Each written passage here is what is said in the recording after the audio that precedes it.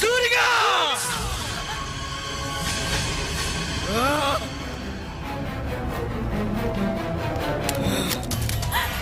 వద్దండి వద్దండి వినండి అక్కడికి వెళ్ళి వాడిని చంపి కావద్దండి నా వల్ల మీరు నేరస్తులు కావద్దు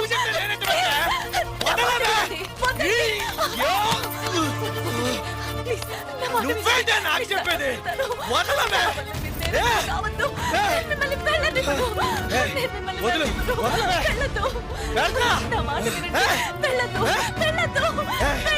వద్దు బాబా ఇప్పుడు వెళ్ళొద్దు బాబా వద్దు బాబా. నువ్వేమో కాలేజ్లో బీఎస్సీ వరకు చదువుకున్నావు, మీ బావ స్కూల్కే వెళ్ళలేదు. మీ ఇద్దరికి ఎలా మ్యాచ్ అవుతుంది? ఎందుకు కాదు?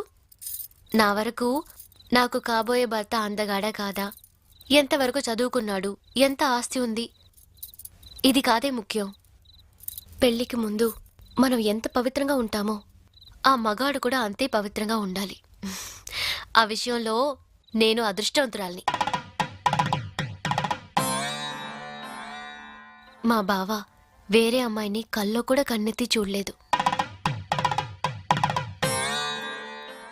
అంతెందుకు, కనీసం తన శ్వాస కూడా ఇంకో ఆడపిల్ల మీద పడుండదు.